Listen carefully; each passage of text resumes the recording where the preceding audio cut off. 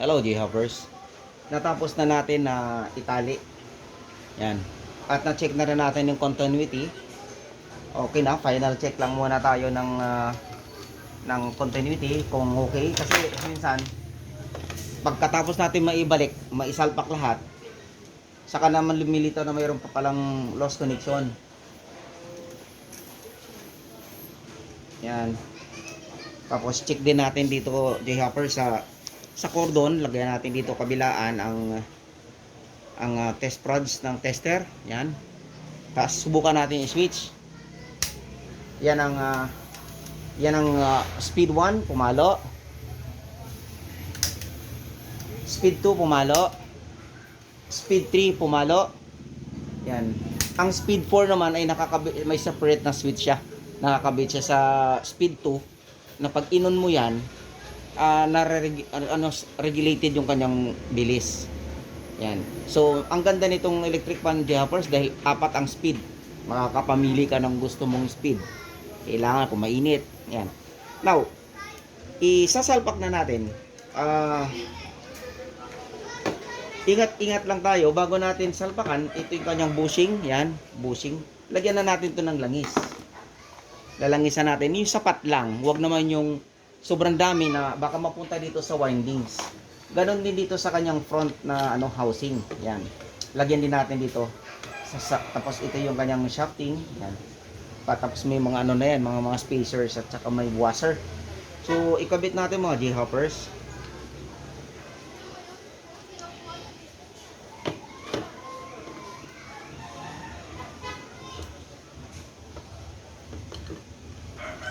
Yan, dahan-dahan na i-fit na natin dito. Tapos ganun saka natin isalpak. Dahil lalagyan na natin ng langis. Yan.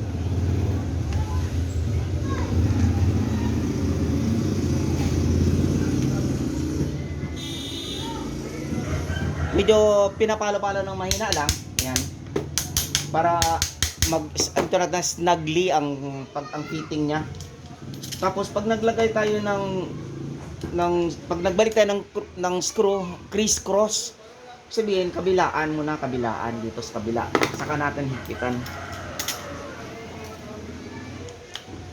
Kasi minsan misalign J-Hoppers yung pagkakabit natin ng motor, ng shafting at saka ng bushing. Misalign yun, tabingi. Yan. So kailangan bago natin talagang higitan. So dapat pag pinihit natin to, pag pinihit natin ng shafting mga J-Hoppers yan. Pag pinihit natin to, dapat free siya na umiikot. Pag medyo may lumalaban pa, medyo mahirap. Tapos pag hinila natin atras abante, dapat may kunting space lang na gumagalaw pa siya. Kasi hindi pwedeng masikip. Dahil nahirapan umikot ang niyan, mag-stack up na naman, iinit, masisira na naman. So, since free na, ikabit na natin yung huling dalawang screw para salpak na natin sa kanyang katawan mamaya.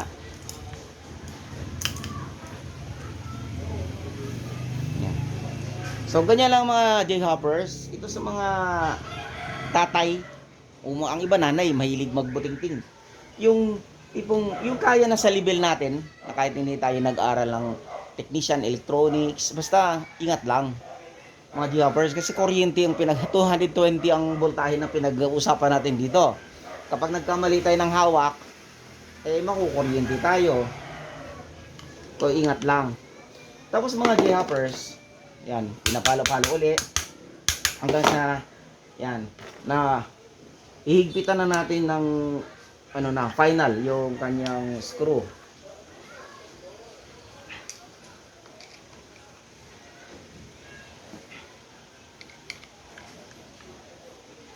Yan. So, nakabit na sa J-Hoppers.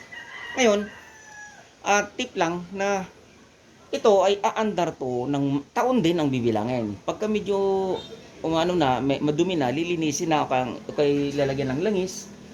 Maingat lang kasi ito tinanggal na natin yung resistor niya, yung thermal resistor, yung pinaka-fuse. Sabihin nakarekta na ito.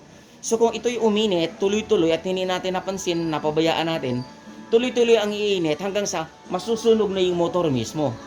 mahal ang motor. Nasa 300 to 350 na ang motor. Kung bushing shafting pa. Kaya bago natin maayos lahat ito, mapagana, gagastos tayo ng mga 450 hanggang 500. Depende sa mga technician na gumagawa. Yan.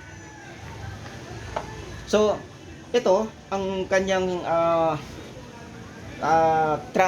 capacitor ay 1.5 microfarad, pero isa 400 volts. Medyo malaki ang motor, medyo mababa yung dapat mga 2 microfarad siguro to. But anyway, original to, so kampante naman tayo na ito talagang tamang rating. Kabit natin yung transistor, yung capacitor pala. Kabit natin para masubukan natin. Lagyan muna natin ng temporary na installation para hindi tayo mag-ground, mga J-hoppers. Para pag isinaksak na natin.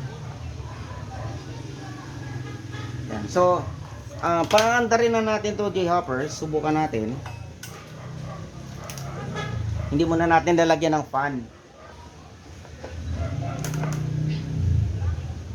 Para malaman natin kung umiikot, lagyan natin ng yan, lagyan natin dito ng, so subukan natin, J-hoppers, kung andar. So yun, J-hoppers, umaandar na po. Yan ang speed 1, speed 2, yan, speed 3, yan.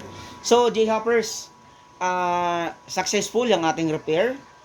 Ang ginawa natin, inupihan natin, tinanggal natin yung open na thermal resistor, nirekta natin at maayos natin ibinalik, tinalian ng maayos, at ngayon mayroon tayong electric fan.